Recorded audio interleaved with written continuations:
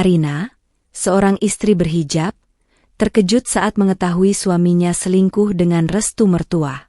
Puncaknya, sang mertua mengundang selingkuhan itu ke pesta ulang tahunnya. Penuh amarah, Arina menyiram kue ke wajah mertua, memulai perlawanan untuk harga dirinya. Assalamualaikum warahmatullahi wabarakatuh. Kalian dari mana aja nih? Absen yuk, jangan lupa subscribe. Buat yang sudah subscribe, semoga selalu diberkahi kebaikan dan rezeki yang mengalir.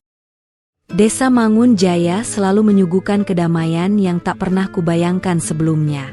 Udara pagi yang bersih, berbaur dengan aroma tanah basah dan sesekali harum melati yang tumbuh liar di pagar-pagar rumah. Setiap pagi, aku, Arina, akan terbangun mendengar kokok ayam jago dan kicauan burung di ranting pohon rambutan depan rumah. Cahaya matahari masuk perlahan melalui celah-celah jendela, membangunkan hatiku dengan rasa syukur. Rumah kami sederhana, terbuat dari kayu jati tua yang kokoh, dengan teras depan yang selalu kubersihkan setiap pagi. Di sana, aku sering duduk, menyeruput teh hangat sambil mengamati kehidupan desa yang bergerak perlahan. Anak-anak berangkat sekolah dengan seragam putih merah mereka, para ibu bergegas ke pasar membawa keranjang belanja, dan para bapak mulai menuju sawah atau kebun karet.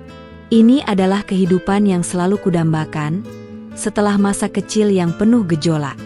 Aku mengenal Danu, suamiku, sejak kami sama-sama masih kuliah di kota kecamatan. Dia adalah sosok yang sabar, lembut, dan selalu membuatku merasa aman. Cinta kami tumbuh perlahan, seiring dengan impian kami membangun keluarga sederhana di desa asalnya. Ketika kami memutuskan menikah, aku tak ragu meninggalkan hiruk-pikuk kota.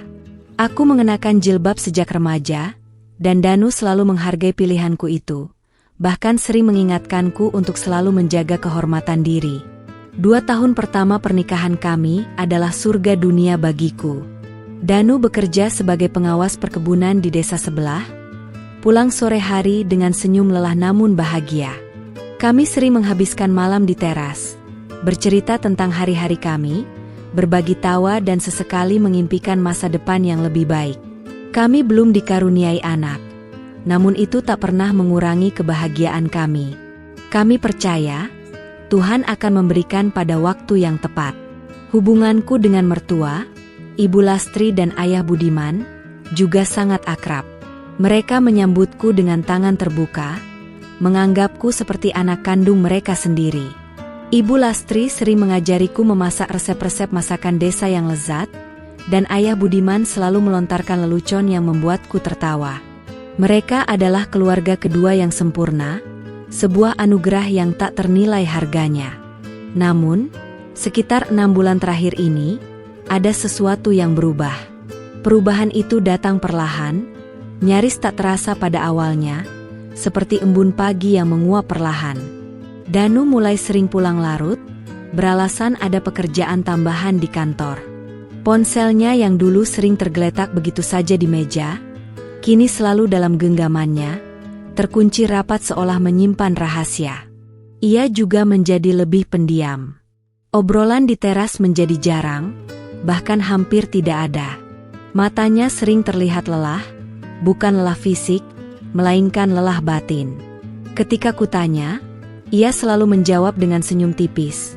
Hanya sedikit stres di kantor, sayang. Aku mencoba percaya, mencoba membuang jauh-jauh rasa cemas yang mulai menggerogoti hatiku. Aku tahu bagaimana beratnya beban pekerjaan, dan aku tidak ingin menambah bebannya. Meski demikian, kecemasan itu tak bisa kutepis sepenuhnya. Terkadang, ketika Danu tertidur, aku akan memandangi wajahnya yang pulas, dan bertanya-tanya, ada apa sebenarnya? Apakah ia baik-baik saja? Atau ada sesuatu yang ia sembunyikan dariku? Aku mencoba mencari jawaban dalam setiap tatapan matanya, setiap gerak-geriknya, namun ia seperti tembok yang semakin tinggi, sulit dijangkau.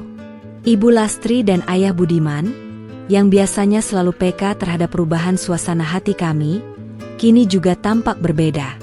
Mereka tidak lagi sering bercanda denganku.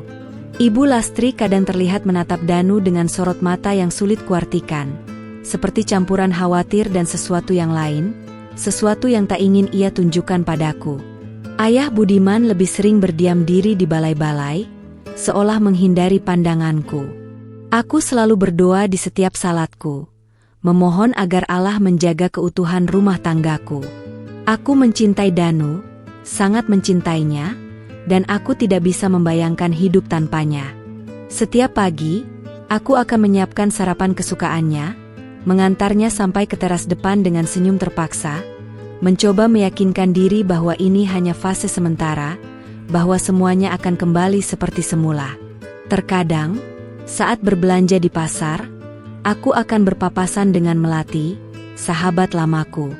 Kami sering bertukar cerita ringan tentang kehidupan rumah tangga, tentang resep masakan, tentang gosip desa yang tak pernah habis. Aku selalu berusaha menampilkan diriku yang baik-baik saja di depannya, tak ingin ia melihat keretakan kecil yang mulai muncul dalam kehidupanku. Namun, Melati, dengan kepekaan nalurinya, sering menatapku dengan sorot mata bertanya, seolah tahu ada sesuatu yang tidak beres. Malam-malam terasa semakin panjang dan dingin bagiku. Dulu, malam adalah waktu kami berbagi kehangatan. Kini, malam adalah saksi bisu kecemasanku, ketika aku harus berpura-pura tidur pulas di samping Danu yang gelisah. Ia sering membalikkan badan, memunggungi aku, seolah ada dinding tak kasat mata yang membentang di antara kami. Hembusan napasnya terasa jauh, meski jarak kami hanya sejengkal. Satu malam, aku terbangun karena suara notifikasi ponsel Danu. Ia sedang tidur pulas, dan ponselnya menyala di samping bantal. Sekilas, kulihat nama asing di layar, dengan pesan singkat yang membuat hatiku berdesir dingin. Sebuah pesan singkat yang entah kenapa, terasa begitu personal, seolah hanya ditujukan untuknya dan bukan untukku. Aku mencoba menepisnya, mungkin itu pesan dari rekan kerja, atau vendor. Tapi, firasat buruk itu seperti akar yang menjalar, mencengkeram erat. Aku memejamkan mata, mencoba tidur kembali, namun bayangan pesan itu terus menggangguku. Rasanya seperti ada tangan tak terlihat yang mencekik tenggorokanku. Aku memeluk guling erat-erat, menahan air mata yang mendesak keluar. Arina, kamu harus kuat. Semuanya baik-baik saja. Aku terus mengulang mantra itu dalam hatiku, berharap keesokan pagi, semuanya benar-benar baik-baik saja. Namun, aku tahu, kedamaian itu kini seperti kaca tipis yang kapan saja bisa pecah. Minggu-minggu berlalu, dan perubahan pada Danu semakin kentara. Dulu, ia selalu mencium keningku sebelum berangkat kerja, kini seringkali hanya pamit dengan tergesa-gesa. Perhatiannya menghilang, digantikan oleh kesibukan yang tak lagi aku pahami. Ponselnya seolah menjadi perpanjangan tangannya, selalu dipegang erat, bahkan saat mandi atau makan. Sebuah keanehan yang tak pernah Danu lakukan sebelumnya. Aku mulai menjadi pengamat yang cermat.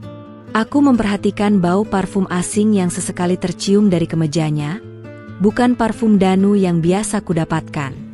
Baunya manis, terlalu feminin, membuat naluriku sebagai seorang istri berteriak. Pernah suatu pagi, saat aku melipat pakaian kotornya, kulihat noda lipstik samar di kerah bajunya. Warnanya merah muda terang, bukan warna lipstik yang pernah kupakai. Tanganku gemetar, namun aku berusaha menyangkal, mungkin itu noda makanan atau kotoran biasa. Tapi hatiku tahu, itu bukan.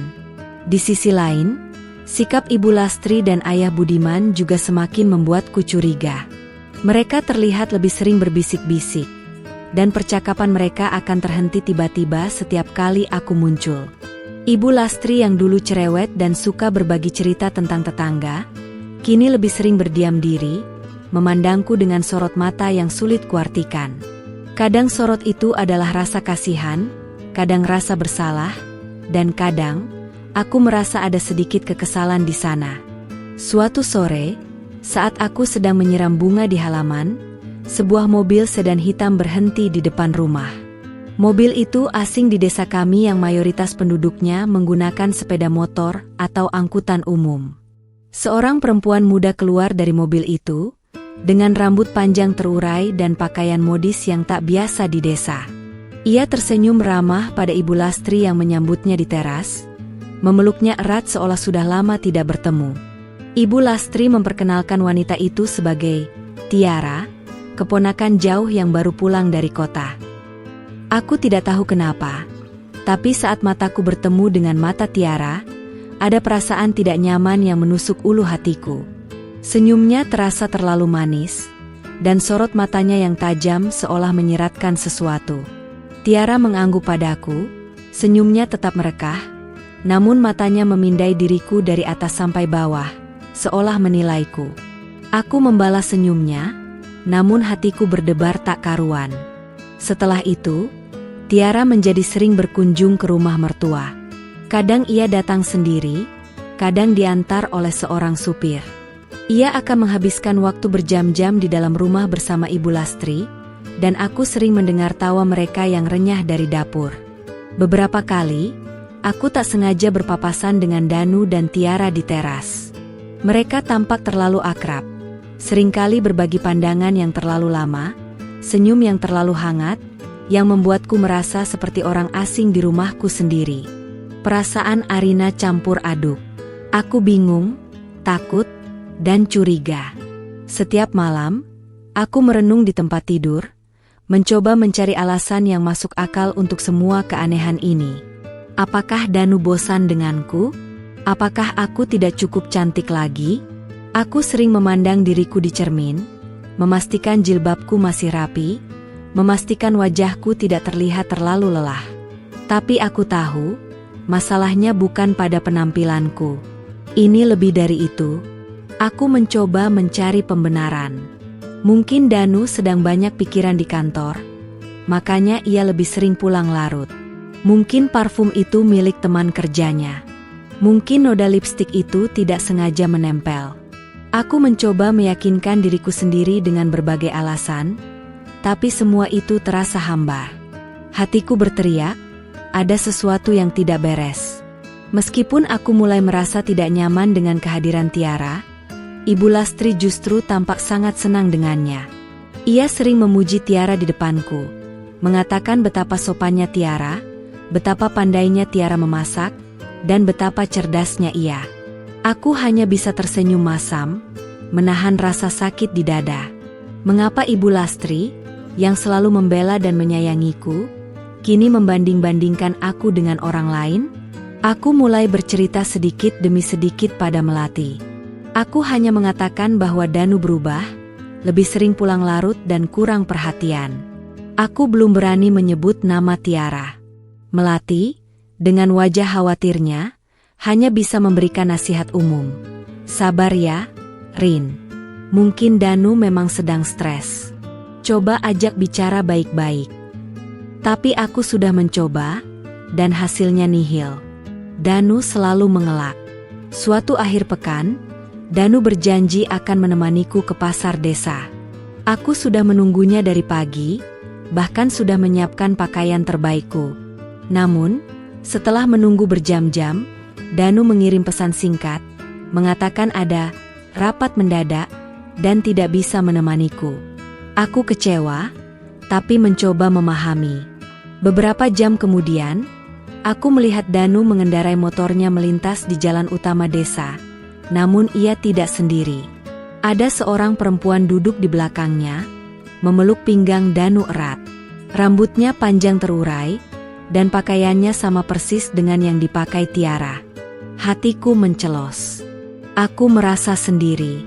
Sendiri menghadapi semua kecurigaan, semua rasa sakit ini. Aku tidak tahu harus percaya siapa. Setiap malam, aku akan menangis dalam diam di kamar, mencoba menahan isak tangis agar Danu tidak terbangun. Aku merasa sangat rapuh, namun aku tahu aku harus kuat. Demi diriku sendiri, demi harga diriku. Beberapa kali, aku terbangun dari mimpi buruk. Mimpi tentang Danu yang pergi bersamaku, lalu tiba-tiba menghilang digantikan oleh bayangan Tiara. Aku selalu terbangun dengan keringat dingin dan jantung yang berdebar kencang. Firasatku semakin kuat, ini bukan hanya sekadar kecurigaan biasa. Ini adalah sebuah kebenaran pahit yang perlahan-lahan mulai tersingkap, siap menghancurkan duniaku.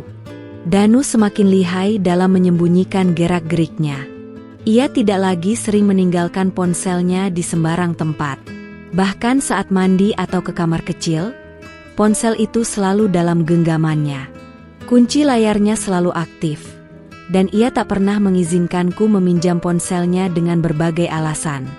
Kecurigaanku semakin membesar, mengisi setiap relung hati dan pikiranku. Aku mulai menjadi detektif di rumahku sendiri. Setiap kali Danu keluar, aku akan diam-diam memeriksa kamarnya, tas kerjanya, bahkan laci-laci meja di ruang kerjanya yang selama ini tak pernah kuusik. Aku mencari bukti, sekecil apapun itu, yang bisa mengonfirmasi dugaanku. Aku menemukan struk pembelian bunga dari toko yang jauh dari desa kami, bukan toko bunga langganan kami. Aku juga menemukan sisa tiket bioskop yang sudah kadaluarsa, untuk film yang tidak pernah kami tonton bersama. Setiap temuan kecil itu, seperti serpihan kaca yang menusuk hatiku. Sikap Ibu Lastri dan Ayah Budiman juga semakin menguatkan dugaanku.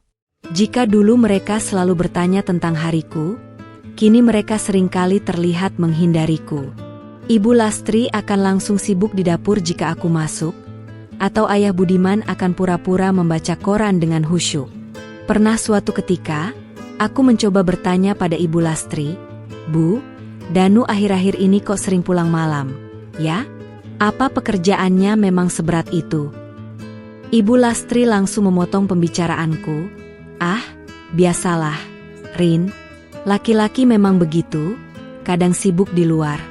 Kamu jangan banyak tanya, biar Danu fokus bekerja." Suaranya terdengar dingin, jauh dari kehangatan yang dulu sering kudengar. Tiara juga semakin sering muncul. Tidak hanya di rumah mertua, tapi juga di acara-acara desa. Ia sering datang ke pengajian dengan pakaian yang mencolok, duduk di barisan belakang, namun selalu menjadi pusat perhatian. Bisikan-bisikan tentangnya mulai terdengar di antara ibu-ibu desa. Beberapa mengatakan ia kerabat jauh, beberapa mengatakan ia teman dekat keluarga Ibu Lastri. Tapi entah kenapa, setiap kali melihatnya, rasa tidak nyaman itu semakin kuat. Aku merasa putus asa. Aku tahu ada sesuatu yang terjadi, tapi aku tidak punya bukti yang cukup untuk menghadapi mereka. Aku merasa terpojok, terperangkap dalam jaring kebohongan. Air mata seringkali menetes tanpa kusadari, membasahi sajadah saat aku bersujud. Aku merasa tak ada tempat berlindung. Melati, sahabat setiaku, menyadari perubahan pada diriku. Ia sering datang ke rumah, membawakanku makanan atau sekadar mengajakku mengobrol. "Rin, kamu kenapa? Wajahmu pucat, badanmu kurus sekali," tanyanya suatu sore. Aku akhirnya menceritakan sedikit tentang Danu, tentang perubahan sikapnya, dan tentang Tiara yang terlalu sering di rumah mertua. Melati mendengarkan dengan seksama. "Hati-hati, Rin. Perempuan seperti itu biasanya bukan tamu biasa. Kamu harus cari tahu kebenarannya." Nasihatnya menusuk, tapi aku tahu ia benar. Di satu sisi, aku sangat ingin tahu kebenaran. Di sisi lain, aku takut. Takut jika kebenaran itu benar-benar menghancurkan duniaku. Takut jika aku tidak sanggup menghadapinya. Aku bergulat dengan konflik internal ini setiap hari. Namun, rasa penasaran dan harga diri mengalahkan ketakutanku. Aku harus tahu. Aku harus membuktikan dugaanku. Suatu siang, aku sengaja pergi ke pasar yang sedikit lebih jauh dari desa kami. Aku ingin membeli beberapa bahan makanan langka yang tidak ada di pasar desa. Saat aku sedang memilih sayuran, mataku tak sengaja menangkap sosok familiar di ujung sana. Danu. Ia sedang tertawa lepas dengan seorang wanita. Wanita itu adalah Tiara. Mereka duduk berdua di sebuah warung kopi, Tangan mereka sesekali bersentuhan. Danu terlihat sangat bahagia. Senyumnya begitu lebar, tawa renyahnya begitu nyaring, tawa yang sudah lama tidak kudengar darinya. Dunia seakan berhenti berputar. Udara terasa dingin, meskipun matahari bersinar terik. Dadaku sesak, seperti ada beban berat yang menindih. Rasa sakit yang teramat dalam menyebar ke seluruh tubuhku, menusuk-nusuk hingga ke tulang. Ini bukan lagi kecurigaan, ini adalah bukti. Bukti yang menghancurkan semua harapanku. Aku ingin berteriak, ingin menghampiri mereka dan melabraknya. Tapi kakiku terasa lumpuh, lidahku keluh. Aku hanya bisa berdiri di sana, membiarkan air mata mengalir deras di balik nikapku. Aku bergegas pulang, tanpa membeli apapun. Sepanjang jalan, aku menahan tangis. Aku mencoba menahan diri untuk tidak langsung menuduh, ingin bukti yang lebih kuat lagi, yang tidak bisa dibantah oleh Danu atau mertuaku. Aku ingin mereka terpojok, tidak bisa lari dari kebohongan mereka. Malam itu, aku tidak bisa tidur. Aku menghabiskan malam dengan menangis dalam diam, meratapi nasibku yang malang. Wajahku terlihat sangat pucat, kantung mataku menghitam. Nafsu makanku hilang, setiap sendok nasi terasa hambar di lidah. Aku tahu, jika ini terus berlanjut, aku bisa sakit. Tapi rasa sakit di hatiku jauh lebih besar daripada rasa sakit fisik. Sesekali, aku mendengar bisikan tetangga tentang Danu dan Tiara. Mereka tidak tahu aku sudah tahu. Mereka hanya bergosip tentang betapa dekatnya Danu dengan keponakan Ibu Lastri itu. Aku hanya bisa tersenyum masam. Dunia ini memang kejam, dan kebenaran selalu menyakitkan. Aku akhirnya memutuskan. Aku tidak bisa terus-menerus hidup dalam kebohongan ini. Aku harus mengakhiri semua ini. Aku harus mencari bukti yang tak terbantahkan, yang akan membuat mereka terdiam. Aku akan menuntut keadilan, apapun harganya. Suatu sore, kesempatan itu datang. Danu pulang dalam keadaan mabuk. Ia terhuyung-huyung masuk ke kamar, dan tanpa sengaja menjatuhkan dompetnya di lantai. Ia tertidur pulas beberapa menit kemudian. Aku mendekat, jantungku berdebar kencang. Tanganku gemetar saat meraih dompet itu. Di dalamnya, terselip sebuah foto kecil. Foto Danu dan Tiara, sedang berpelukan mesra di sebuah pantai. Di balik foto itu, tertulis, "Untuk cintaku, Danu." Darahku mendidih. Aku tak bisa menahan air mataku lagi. Foto itu, seolah berbicara ribuan kata, menghantamku telak. Wajah Danu yang tersenyum lebar, memeluk Tiara di tepi pantai, seolah mengolok-olok semua kesetiaanku, semua cinta yang telah kuberi. Di balik jilbabku, aku merasakan pipiku basah oleh air mata yang tak terbendung. Duniaku, yang selama ini kujaga dengan sekuat tenaga, hancur berkeping-keping di detik itu juga. Aku mematung di samping tempat tidur, memegang foto itu erat-erat, seolah takut jika kulepaskan, semua ini akan menjadi mimpi buruk yang tak pernah berakhir. Namun, ini nyata. Sangat nyata. Bau alkohol dari napas Danu yang tidur pulas di sampingku, rasa dingin foto di tanganku, semua itu adalah kenyataan pahit yang kini harus kutelan. Otakku berputar, mencoba memproses semua ini. Apakah ini benar-benar terjadi?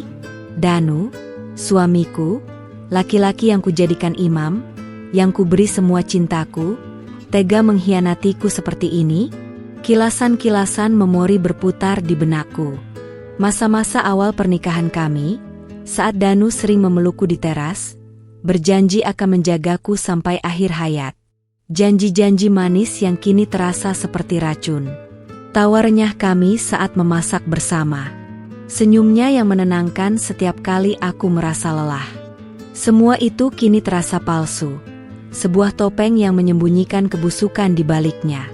Hatiku sakit, sangat sakit, seolah dicabik-cabik oleh 1000 pisau. Lalu, kilasan memori itu beralih pada Ibu Lastri dan Ayah Budiman.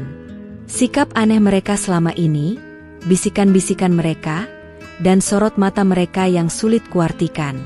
Kini aku tahu. Mereka tahu. Mereka tahu tentang perselingkuhan Danu, dan mereka menyembunyikannya dariku. Bahkan mungkin, mereka mendukungnya. Pengkhianatan itu kini berlipat ganda, datang dari orang-orang yang selama ini kusebut sebagai keluarga. Rasa sakit itu kini bercampur dengan kemarahan yang membara, dendam yang tiba-tiba muncul dari dasar hatiku. Aku tidak bisa menahan diriku lagi. Aku bergegas ke kamar mandi, mengunci pintu, dan membiarkan tangisku pecah. Aku menjerit tanpa suara, meninju dinding kamar mandi dengan tinju yang gemetar. Air mata, ingus, semua bercampur jadi satu. Aku merasa kotor, merasa bodoh, karena telah percaya pada mereka semua. Aku wanita berhijab, yang selalu menjaga diri, menjaga kehormatan rumah tangga. Tapi mereka, yang seharusnya melindungiku, justru menghancurkan segalanya. Dengan tangan gemetar, aku meraih ponselku dan mencari nama Melati. Aku meneleponnya, suaraku parau, tercekik oleh isak tangis. "Mel, aku butuh kamu. Sekarang," kataku, tanpa bisa berkata lebih banyak. Melati, yang peka, tidak bertanya banyak. Ia hanya berkata, "Aku datang sekarang, Rin. Bertahanlah." Beberapa menit kemudian, aku mendengar suara ketukan di pintu kamarku. Melati sudah datang. Aku membuka pintu, dan Melati langsung memelukku erat. Tangisku pecah lagi di pelukannya. Aku menunjukkan foto itu padanya. Melati terkejut, matanya membesar. Ia memelukku lagi, kali ini lebih erat, seolah ingin menyalurkan semua kekuatannya padaku. "Kurang ajar," bisiknya, penuh kemarahan. Kami duduk di tempat tidurku, aku bersandar di bahu Melati. Aku menceritakan semuanya, dari awal perubahan Danu, kedatangan Tiara, hingga bukti yang baru saja kutemukan. Melati mendengarkan dengan sabar, sesekali mengelus punggungku. "Rin, kamu harus kuat. Jangan biarkan mereka menginjak-injak harga dirimu," katanya. "Kamu punya bukti kuat sekarang. Kamu tidak sendiri, Rin." Nasihat Melati, meskipun sederhana, memberiku sedikit kekuatan. Kami membahas langkah selanjutnya. Apa yang harus kulakukan? Menghadapi Danu? Menghadapi mertua? Bagaimana caranya agar aku tidak terlihat lemah di mata mereka? Melati menyarankan agar aku tetap tenang, jangan emosional. Kita susun strategi, Rin. Jangan gegabah. Di tengah kehancuran ini, aku mulai merasakan percikan api di dalam diriku. Sebuah kekuatan yang selama ini tersembunyi, kini muncul ke permukaan. Aku tidak bisa terus-menerus menjadi Arina yang lemah dan penurut. Aku harus melawan. Aku harus menuntut hakku. Harga diriku harus ditegakkan. Pandanganku pada Danu dan mertua kini berubah total. Tidak ada lagi cinta, tidak ada lagi rasa hormat. Hanya ada kemarahan dan kekecewaan yang mendalam. Mereka telah menghancurkan kepercayaanku, menghancurkan masa depanku.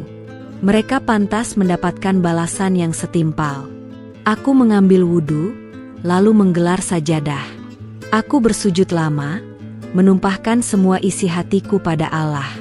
Aku memohon petunjuk, memohon kekuatan untuk menghadapi cobaan ini. Aku tahu, Allah tidak akan membiarkan hambanya sendirian. Aku merasa sedikit lebih tenang setelah itu, meskipun hatiku masih berdarah. Malam itu adalah malam terpanjang dalam hidupku. Aku tidak bisa tidur, hanya berbaring di samping Melati yang sudah tertidur pulas. Pikiranku berkecamuk, menyusun rencana, membayangkan adegan konfrontasi. Aku sempat berpikir untuk kabur dari desa ini, pergi sejauh mungkin dari semua kepalsuan ini. Tapi aku menepisnya. Aku tidak akan lari. Aku akan menghadapi mereka. Pagi itu, aku terbangun dengan mata bengkak, tapi dengan tekad yang baru. Aku mengusap air mataku, bangkit dari tempat tidur. Aku akan menghadapi mereka, dan aku tidak akan mundur selangkah pun. Foto itu, bukti pengkhianatan mereka, akan menjadi senjataku. Aku akan berjuang demi diriku, demi harga diri seorang wanita yang telah diinjak-injak. Malam itu, aku menunggu Danu pulang dengan jantung berdebar kencang. Aku sudah mempersiapkan diri, hati dan pikiranku seolah ditempa baja. Saat pintu terbuka dan Danu masuk, ia tampak terkejut melihatku duduk tegak di ruang tamu, dengan wajah datar tanpa senyum. Biasanya, aku akan langsung menyambutnya di teras. "Ada apa, Rin? Kenapa belum tidur?"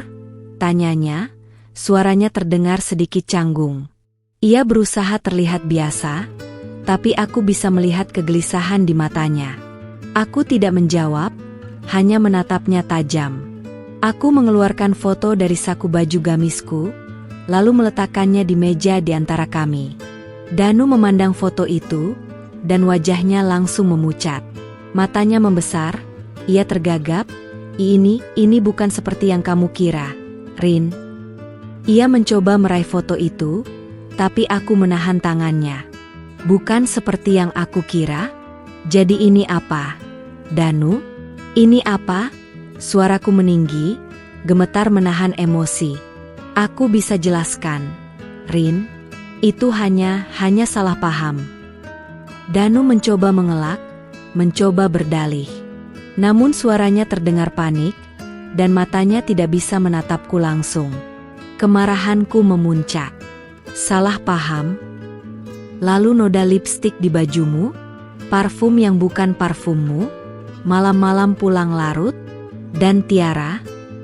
Apa semua itu juga salah paham, Danu?" Aku membentaknya, air mata mulai mengalir di pipiku, bukan air mata kesedihan, melainkan kemarahan. Pertengkaran sengit tak terhindarkan. Danu terus menyangkal, bahkan ia berani menyalahkanku, "Kamu itu terlalu sensitif, Rin. Jangan berlebihan. Ini cuma teman biasa." Kata-kata itu seperti api yang membakar habis sisa-sisa kesabaranku. Teman biasa? Dengan berpelukan mesra di pantai? Di tengah riuhnya pertengkaran kami, pintu kamar Ibu Lastri terbuka. Ibu Lastri dan Ayah Budiman keluar, wajah mereka terlihat kaget. Namun di sana ada gura cemas. "Ada apa ini? Kenapa ribut-ribut malam-malam?" tanya Ibu Lastri, mencoba terlihat prihatin. "Bu, Ayah, ini Arina. Dia menuduh aku yang tidak-tidak."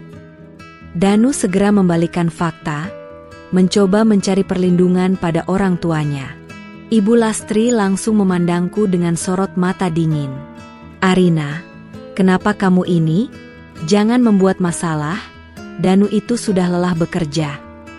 Darahku mendidih. Aku menatap Ibu Lastri dengan nanar. "Ibu tahu kan? Ibu tahu semua ini kan?"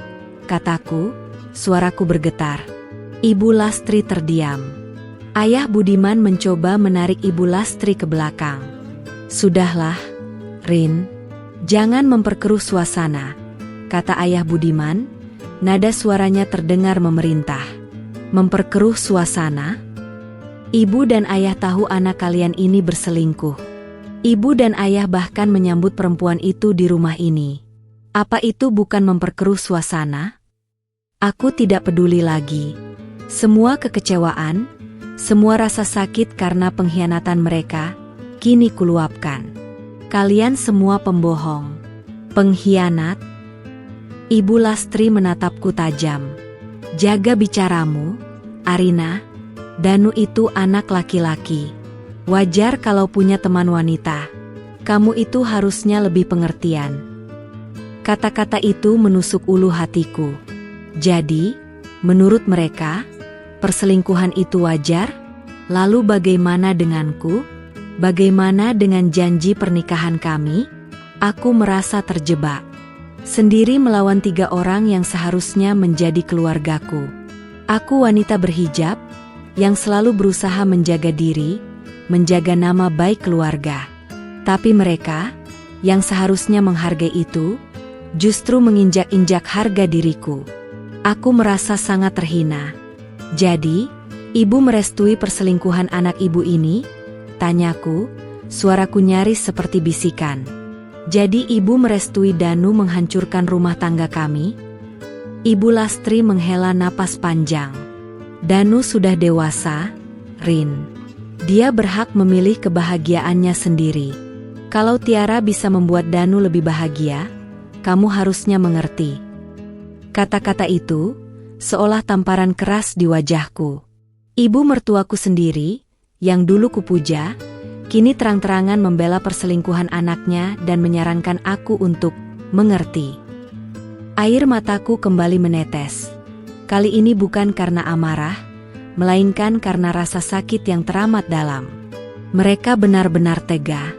Danu, yang tadinya diam, kini menyela, "Kalau kamu terus-terusan begini, aku bisa saja menceraikanmu. Rin, jangan sampai aku menyesal." Ancaman itu, bagiku, adalah sebuah final. Aku menatapnya, ada sorot kecewa yang tak terhingga di mataku. Meskipun hatiku hancur, aku tidak akan menyerah.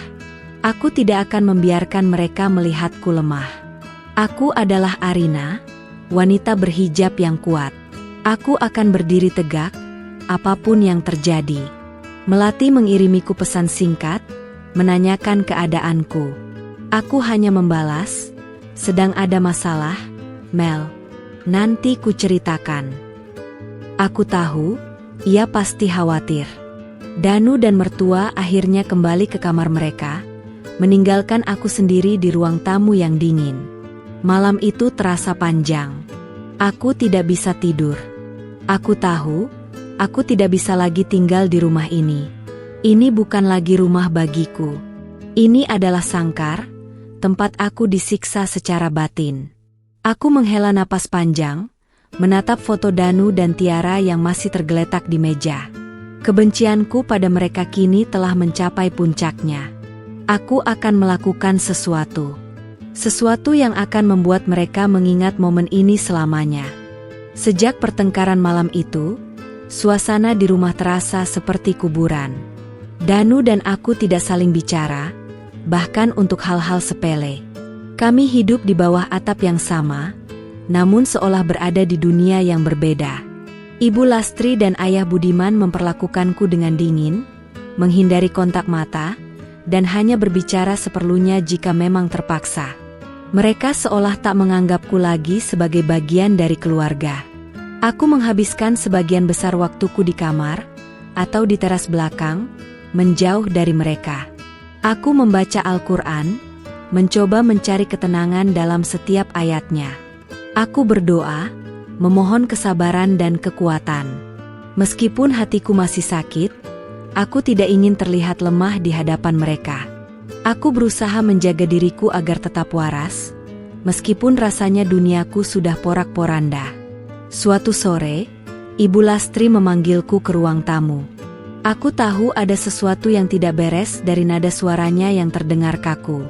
Ia duduk tegak di sofa, dengan Ayah Budiman di sampingnya. Danu tidak ada, ia sedang bekerja. "Arina, sebentar lagi ibu ulang tahun yang ke-50, kata Ibu Lastri, tanpa menatap mataku. Ibu berencana mengadakan pesta kecil-kecilan di halaman, mengundang kerabat dekat dan beberapa tetangga. Aku hanya mengangguk, menunggu kelanjutan perkataannya. Pesta ulang tahun? Di tengah konflik seperti ini, ada firasat buruk yang merayapi hatiku. Kamu sebagai menantu, tentu saja harus hadir. Bantu-bantu persiapan juga, ya. Ini momen penting bagi ibu." Lanjutnya, suaranya terdengar memerintah, bukan meminta. Ibu ingin pesta ini berjalan lancar dan meriah. Aku merasakan darahku mendidih. Ia mengharapkanku hadir dan membantunya merayakan ulang tahun. Setelah mereka semua mengkhianatiku, sebuah ide gila. Tapi aku mengangguk lagi, berusaha menutupi kemarahanku. "Baik, Bu," kataku singkat. Aku tahu ada agenda tersembunyi di balik pesta meriah ini. Ibu Lastri bukan tipe yang suka pesta besar. apalagi di usianya yang sudah separuh abad. Ia selalu memilih merayakan ulang tahun dengan sederhana, hanya makan-makan bersama keluarga inti.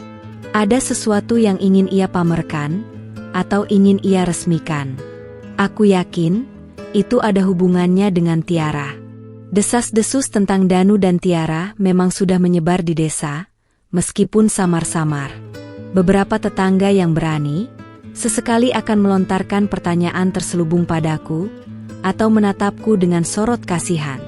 Tapi aku pura-pura tidak tahu, hanya tersenyum dan mengalihkan pembicaraan. Aku tidak ingin mereka melihat betapa hancurnya aku.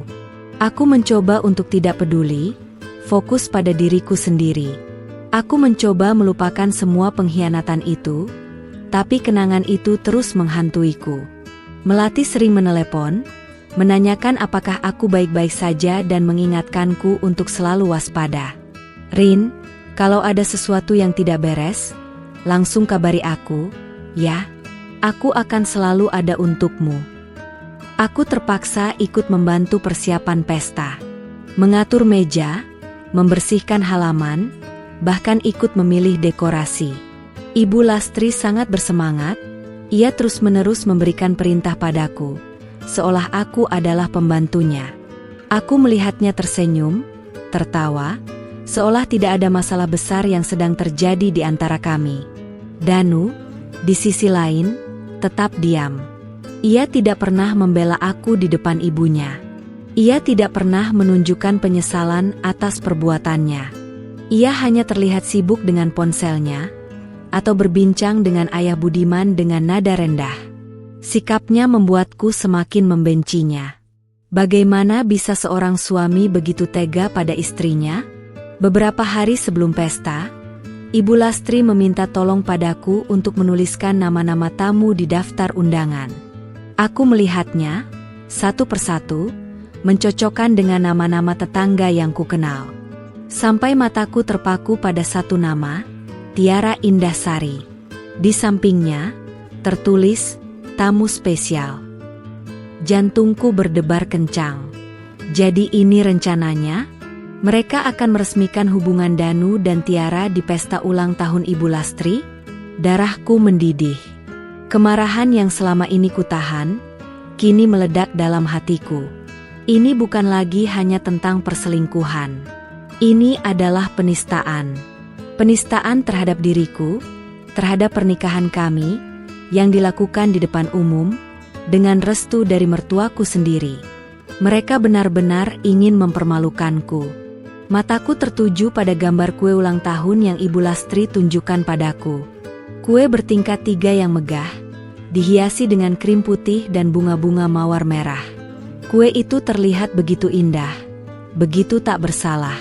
Namun di benakku, sebuah ide gila mulai terbentuk.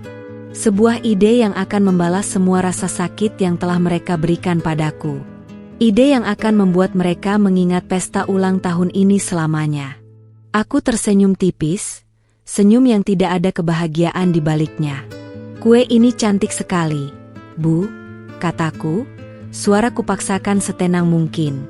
Ibu Lastri tersenyum puas, tidak menyadari badai apa yang akan kucetak dengan kue itu.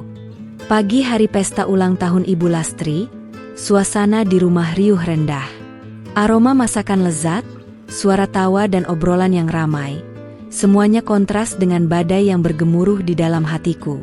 Aku mengenakan gamis berwarna krem dan jilbab yang senada, berusaha tampil setenang mungkin. Wajahku kupoles tipis, menutupi mata bengkak karena semalaman tidak tidur. Di balik senyum tipisku, ada bara api yang siap membakar segalanya. Tamu-tamu mulai berdatangan sejak pagi. Kerabat jauh dari desa tetangga, teman-teman Ibu Lastri dari pengajian, hingga tokoh-tokoh masyarakat desa. Halaman rumah yang luas itu kini dipenuhi meja dan kursi, serta dekorasi bunga yang meriah. Ibu Lastri terlihat sangat bahagia, menyambut setiap tamu dengan pelukan dan tawa renyah. Ia tampak bangga dengan pestanya yang begitu ramai. Danu juga tampil sebagai tuan rumah yang baik. Ia bertegur sapa dengan para tamu, sesekali tertawa lepas, seolah tidak ada masalah besar yang sedang membelit rumah tangganya. Aku melihatnya, dan rasa benci itu semakin menguasai diriku. Betapa mudahnya ia bersandiwara, betapa mudahnya ia mengkhianati janji suci kami. Semua berjalan lancar, hingga sekitar pukul 3 sore, sebuah mobil sedan hitam kembali berhenti di depan rumah. Semua mata tertuju ke sana. Danu yang tadinya sedang mengobrol dengan beberapa tamu, langsung berdiri tegak. Ibu Lastri, dengan senyum paling lebar yang pernah kulihat, bergegas menghampiri mobil itu. Pintu mobil terbuka, dan muncullah Tiara. Ia mengenakan kebaya brokat berwarna merah menyala, dengan rambutnya yang tergerai dan polesan make up yang tebal.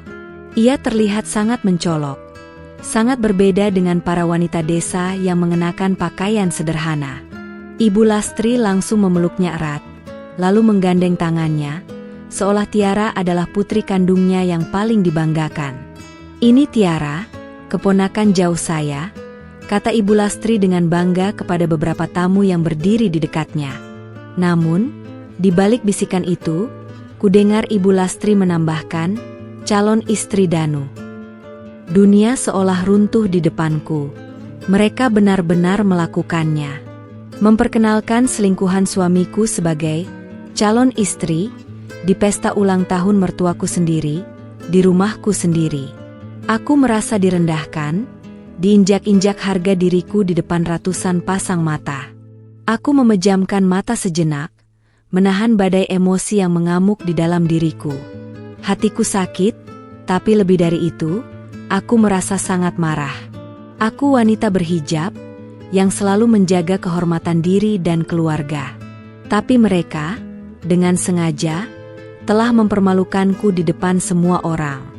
Mataku terarah pada meja di mana kue ulang tahun megah itu tergeletak. Kue bertingkat 3 dengan hiasan mawar merah, simbol kebahagiaan palsu mereka. Ibu Lastri mulai memberikan sambutan. Ia berdiri di depan mikrofon, dengan senyum merekah, mengucapkan terima kasih kepada semua tamu yang hadir. Ia berbicara tentang kebahagiaannya, tentang keluarganya, tentang harapannya di usia 50 tahun. Sesekali, matanya melirik ke arah Tiara dengan sorot bangga, dan sesekali pula, matanya melirik ke arahku dengan senyum sinis yang tak luput dari pengawasanku. Ia bahkan secara terselubung menyindirku, mengatakan betapa pentingnya kesetiaan dan pengertian dalam keluarga. Sampailah pada momen yang ditunggu-tunggu. Lampu dimatikan, dan lilin di atas kue ulang tahun menyala terang. Semua mata tertuju pada Ibu Lastri. Danu berdiri di sampingnya, dengan Tiara di sisi yang lain. Mereka bertiga terlihat seperti sebuah keluarga yang utuh, tanpa memedulikan perasaanku. Lagu "Selamat Ulang Tahun" dinyanyikan oleh semua tamu. Ibu Lastri bersiap untuk meniup lilin. Semua orang tersenyum, bertepuk tangan. Namun di detik itu, entah kekuatan dari mana, aku tidak bisa menahan diriku lagi. Semua sakit hati, semua kemarahan, semua dendam yang telah menumpuk, seolah meledak di detik itu juga. Aku melangkah maju, tangan kananku tanpa ragu meraih kue ulang tahun yang megah itu. Aku mengangkatnya, dan dengan seluruh sisa tenaga dan amarah yang kumiliki, kusiramkan kue itu ke wajah Ibu Lastri. Krim putih dan bunga mawar merah itu menempel di wajahnya, meluncur perlahan ke jilbabnya, lalu ke pakaiannya. Mata Ibu Lastri terbelalak kaget. Kue itu hancur di tanganku. Suasana hening seketika. Suara lagu yang tadinya riuh, langsung terhenti. Semua orang terdiam, menatapku dengan mata melotot, tidak percaya dengan apa yang baru saja kulihat. Detik berikutnya, keributan pecah. Jeritan-jeritan, bisikan-bisikan, dan suara gaduh. Danu menatapku dengan mata penuh amarah, Ayah Budiman terkejut, dan Tiara mundur selangkah dengan wajah pucat. Aku berdiri tegak di sana, dengan napas terengah-engah, meskipun tanganku gemetar hebat. Di balik rasa takut itu, ada rasa lega yang luar biasa. Lega karena semua amarah itu akhirnya terluapkan. Lega karena mereka akhirnya tahu, aku tidak akan tinggal diam.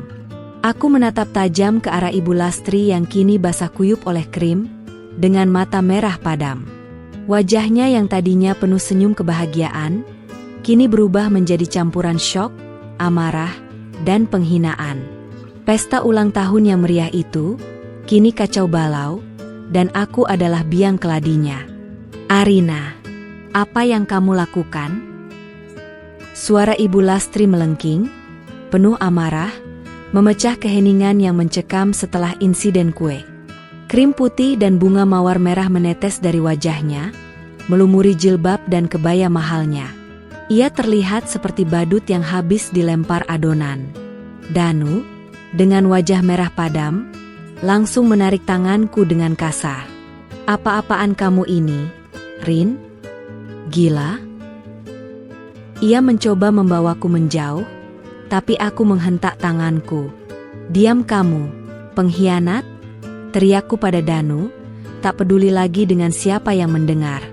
Ibu dan ayahmu yang gila. Mereka merestui perselingkuhanmu di depanku. Di pesta ulang tahun yang katanya sakral ini. Suaraku serak, namun penuh dengan kemarahan. Ayah Budiman mendekat, wajahnya terlihat syok sekaligus marah. Arina, jaga ucapanmu. Kamu ini sudah keterlaluan. Ia mencoba meraih lenganku, tapi aku menepisnya. Keterlaluan? Siapa yang keterlaluan di sini? Ayah? Kalian semua? Kalian tega mempermalukan aku di depan semua orang. Mengundang perempuan itu ke rumah ini, meresmikan hubungan haram mereka. Aku tidak bisa menahan diri lagi. Semua yang selama ini kupendam, kini keluar begitu saja. Para tamu, yang tadinya terdiam, kini mulai berbisik-bisik. Beberapa menatapku dengan kasihan, beberapa dengan celaan, namun mayoritas dari mereka terlihat terkejut dan bingung. Tiara berdiri di belakang Ibu Lastri, wajahnya pucat pasi, menatapku dengan sorot ketakutan. Pergi dari rumah ini. Kamu bukan lagi menantuku. Keluar. Ibu Lastri berteriak, suaranya dipenuhi kebencian. Tangannya menunjuk ke arah pintu depan, seolah mengusir anjing kurap. Aku akan pergi. Tapi kalian semua harus ingat ini. Jangan pernah mengira aku akan diam saja. Kataku, suaraku menggelegar.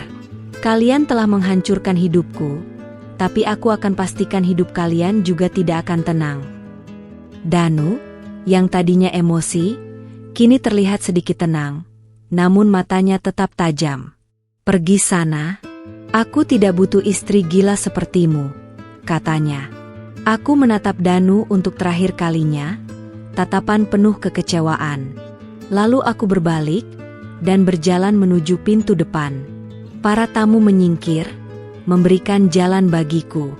Aku berjalan dengan kepala tegak, meskipun air mata terus mengalir di pipiku di balik jilbab. Langkah kakiku mantap, meskipun hatiku hancur berkeping-keping. Saat aku melangkah keluar dari gerbang rumah, ponselku berdering. Melati, Rin, kamu di mana? Aku dengar ada keributan di rumahmu. Suaranya terdengar cemas. Aku di jalan, Mel. Aku diusir. Kataku, suaraku parau. Tunggu di sana, aku jemput sekarang. Melati tidak bertanya banyak, ia langsung menutup telepon. Tak lama kemudian, motor Melati berhenti di depanku. Ia melihat wajahku yang basah oleh air mata, matanya langsung merah. Ayo, Rin, ke rumahku. Aku naik ke boncengan motor Melati, dan ia membawaku pergi dari rumah itu, dari semua kepalsuan itu. Sepanjang perjalanan, aku menahan tangis. Aku tidak ingin Melati mendengar betapa rapuhnya aku. Sesampainya di rumah Melati, ia langsung membawaku ke kamar tamu. Menangislah, Rin. Keluarkan semua, katanya, memelukku erat. Aku tak bisa menahan diri lagi. Isak tangisku pecah, lebih kencang dari sebelumnya. Aku menangis sejadi-jadinya di pelukan Melati, menumpahkan semua rasa sakit, semua kemarahan, semua kekecewaan. Berita tentang kejadian di pesta itu menyebar seperti api di seluruh desa. Dalam hitungan menit, semua orang tahu. Ada yang mencela tindakanku, mengatakan aku tidak tahu malu, tidak sopan pada mertua. Namun, banyak juga yang bersimpati. Gosip tentang Danu dan Tiara yang sudah lama beredar samar-samar, kini menjadi terang benderang. Warga desa mulai menyadari bahwa ada sesuatu yang tidak beres dalam rumah tanggaku. Danu harus menghadapi gunjingan masyarakat. Ia yang tadinya sangat dihormati, kini menjadi bahan pembicaraan. Ibu Lastri, yang sangat menjaga citranya, kini merasa sangat terhina. Wajahnya yang basah kuyup oleh kue ulang tahun, akan menjadi bahan tertawaan selama berbulan-bulan. Meskipun ada kepuasan sesaat karena telah melampiaskan amarah, aku merasakan kekosongan yang mendalam. Semua telah berakhir. Rumah tanggaku hancur. Keluargaku hancur. Aku tidak tahu apa yang harus kulakukan selanjutnya. Aku menatap kosong ke dinding kamar Melati. Hidupku tidak akan pernah sama lagi. Minggu-minggu pertama di rumah Melati adalah masa yang paling sulit dalam hidupku. Aku menghabiskan sebagian besar waktuku di kamar, menangis, merenung, dan sesekali membaca Al-Quran. Melati, dengan kesabaran luar biasa, merawatku. Ia membawakan makanan, menemaniku mengobrol, dan hanya sekadar duduk di sampingku dalam diam ketika aku tidak ingin berbicara. Ia adalah sahabat sejati, anugerah di tengah badai. Keluarga kandungku, yang tinggal di desa lain, juga segera datang menjenguk. Kakak perempuanku, Rani, memelukku erat, air matanya menetes. Ibuku, meskipun sedih, memberikan kekuatan. Arina, kamu wanita kuat. Allah tidak akan memberi cobaan di luar batas kemampuan hambanya, katanya. Dukungan dari mereka adalah pelipur lara yang sangat kubutuhkan. Lambat laun, kebenaran tentang perselingkuhan Danu dan keterlibatan Ibu Lastri serta Ayah Budiman mulai terungkap dengan jelas di desa. Bisikan-bisikan berganti menjadi pembicaraan terang-terangan. Banyak warga yang tadinya mencela tindakanku, kini berbalik bersimpati padaku. Mereka menyadari, aku bukan hanya menantu yang kurang ajar, melainkan istri yang terluka. Para ibu-ibu desa mulai menjauhi Ibu Lastri dan Danu. Harga diri mereka di masyarakat desa perlahan-lahan mulai tergerus. Di tengah semua itu, aku mulai merenung. Aku tidak ingin terus-menerus terpuruk. Aku harus bangkit. Aku harus menemukan kembali diriku yang dulu, Arina yang kuat dan mandiri. Aku mulai melakukan introspeksi diri, kesalahan-kesalahan yang mungkin pernah kulakukan. Aku menyadari, mungkin aku terlalu pasrah, terlalu percaya pada Danu dan keluarganya, sehingga tidak melihat tanda-tanda yang jelas. Tapi aku juga tahu, semua itu bukanlah pembenaran untuk pengkhianatan mereka. Kekuatan itu datang perlahan, seperti tunas yang tumbuh dari tanah kering. Aku memperbanyak ibadah, mendekatkan diri pada Allah. Setiap sujud, setiap doa, terasa begitu dekat, begitu menenangkan. Aku merasa Allah selalu bersamaku, membimbingku di jalan yang benar. Imanku adalah perisai terkuatku. Aku mulai memikirkan langkah hukum. Melati menyarankan agar aku segera mengajukan gugatan cerai. Kamu berhak mendapatkan keadilan, Rin. Jangan biarkan mereka menang, katanya. Aku setuju. Aku tidak bisa lagi melanjutkan pernikahan yang sudah hancur ini. Aku pantas mendapatkan kehidupan yang lebih baik. Aku mulai menyusun rencana untuk masa depanku. Aku memutuskan untuk kembali ke kota kecamatan, mencari pekerjaan, dan memulai hidup baru. Aku tidak ingin lagi tinggal di desa yang penuh kenangan pahit ini. Aku ingin hidup mandiri, tanpa bergantung pada siapapun. Konsekuensi dari perbuatan Danu dan keluarganya mulai terlihat nyata. Pekerjaan Danu sebagai pengawas perkebunan mulai terganggu karena reputasinya yang buruk. Ibu Lastri dan Ayah Budiman dijauhi oleh tetangga, tidak lagi diundang ke acara-acara desa. Bisnis kecil-kecilan mereka juga ikut terdampak, karena orang-orang enggan berurusan dengan mereka.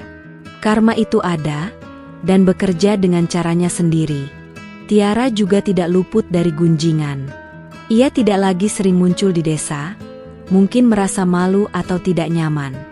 Entah apa yang terjadi antara dia dan Danu, aku tidak peduli lagi. Fokusku adalah pada diriku sendiri. Aku merasakan kemenangan kecil setiap kali aku bisa tersenyum tulus. Setiap kali aku bisa menikmati secangkir teh hangat tanpa air mata. Setiap kali aku bisa membaca buku tanpa pikiran berkecamuk. Aku mulai berolahraga ringan, menjaga pola makan, dan kembali merawat diri. Aku ingin menjadi Arina yang baru, yang lebih baik. Kedekatanku dengan Allah semakin mendalam. Aku sering mengikuti pengajian di mushola desa, mencari ketenangan dan ilmu. Di sana, aku menemukan banyak dukungan dari ibu-ibu pengajian yang memahami posisiku.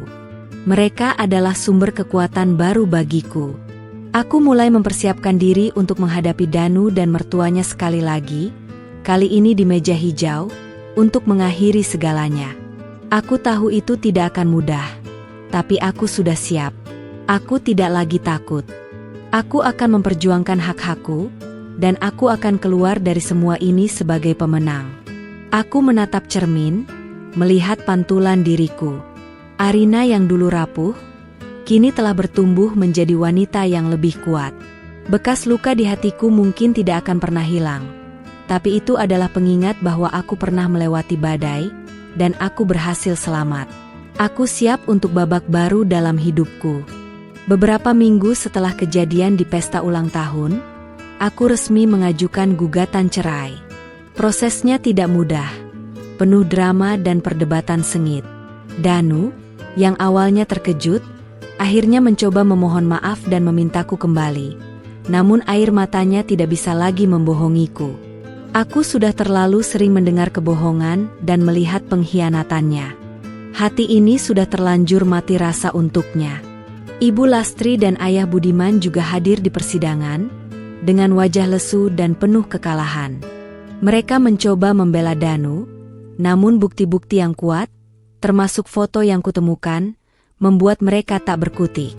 Aku mempertahankan hak-hakku dengan tegas, termasuk hak nafkah dan pembagian harta gonogini. Aku tidak ingin lagi bergantung pada mereka, namun aku juga tidak ingin dirugikan. Akhirnya, palu hakim diketuk. Aku resmi bercerai dari Danu. Sebuah babak dalam hidupku telah berakhir. Ada rasa lega yang luar biasa, seolah beban bertonton terangkat dari pundakku. Aku menghela napas panjang, menatap Danu yang duduk terdiam di samping pengacaranya. Tidak ada lagi cinta, tidak ada lagi rasa benci, hanya ada kehampaan. Setelah perceraian, aku memutuskan untuk tidak lagi tinggal di desa Mangunjaya. Terlalu banyak kenangan pahit di sana. Dengan dukungan penuh dari keluargaku dan Melati, aku pindah ke kota kecamatan, menyewa sebuah kontrakan kecil, dan memulai hidup baru. Aku melamar pekerjaan di sebuah butik pakaian muslimah, dan alhamdulillah, aku diterima. Hidup baru itu tidak mudah, namun aku menghadapinya dengan penuh semangat. Aku belajar banyak hal, bertemu orang-orang baru, dan merasakan kebebasan yang selama ini terkekang. Melati sering datang berkunjung, memberikan semangat dan dukungan. Kakakku, Rani, juga sering menelepon, memastikan aku baik-baik saja. Aku tidak lagi sendiri. Kabar tentang Danu dan Ibu Lastri sampai juga padaku. Reputasi mereka di desa sudah hancur. Danu sulit mendapatkan pekerjaan tetap, dan bisnis Ibu Lastri sepi pelanggan. Tiara, yang dulu sangat dibanggakan, ternyata tidak bisa membuat Danu bahagia. Aku mendengar mereka sering bertengkar, dan Tiara akhirnya memutuskan untuk meninggalkan Danu. Danu dan Ibu Lastri harus menelan pil pahit karma yang telah mereka tanam sendiri.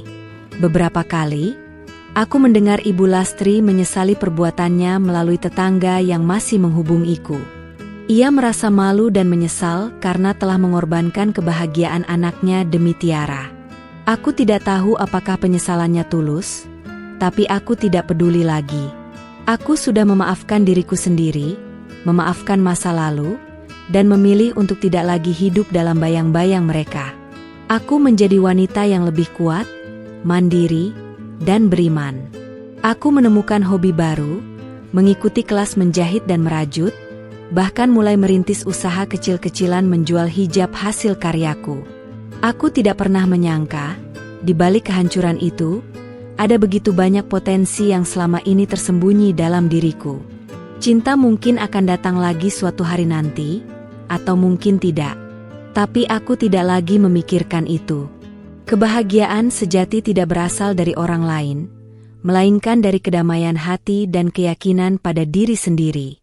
Aku menemukan kedamaian itu dalam setiap sujudku, dalam setiap langkahku, dalam setiap senyum yang kutorehkan. 2 tahun berlalu. Aku kini sudah memiliki butik kecil sendiri di kota. Hidupku tenang, damai, dan penuh berkah. Aku tetap mengenakan jilbab. Namun kini jilbabku adalah simbol kekuatanku, bukan lagi sebuah kelemahan yang membuatku mudah diinjak-injak. Suatu hari, aku kembali ke desa Mangunjaya untuk menjenguk keluargaku. Aku melewati rumah lama, rumah yang dulu menyimpan begitu banyak kenangan pahit.